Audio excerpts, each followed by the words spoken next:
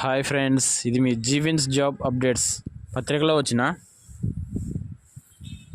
ఎస్బీఐలో specialist cadre ఆఫీసర్లు మరియు పీజీసీఐఎల్లోని officer train పోస్టుల గురించి తెలుసుకుందాం. ఇలాంటి వీడియోస్ మీకు నోటిఫికేషన్ రావాలి మా channel subscribe, like and share చేయండి మరియు బెల్ ఐకన్ ప్రెస్ చేయండి.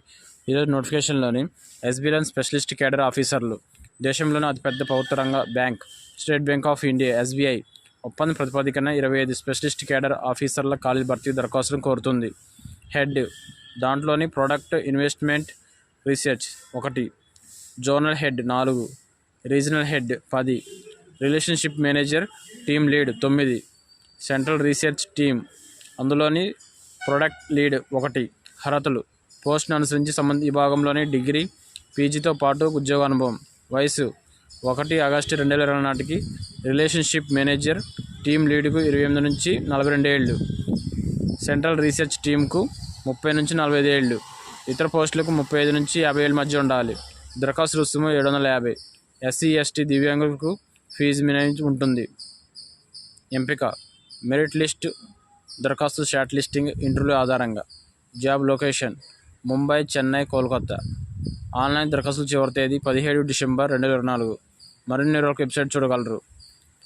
పీజీసీఐఎల్లోని ఆఫీసర్ ట్రైనీలు: గుడ్గాంలోని కేంద్ర ప్రభుత్వ సంస్థ power grid corporation of India limited పీజీసీఐఎల్లోని దేశవ్యాప్తంగా రీజియన్ కార్యాలయంలోని వివిధ విభాగాల్లోని 71 ఆఫీసర్ ట్రైన్ ఖాళీల భర్తీ దరఖాస్తులను ఆహ్వానిస్తుంది.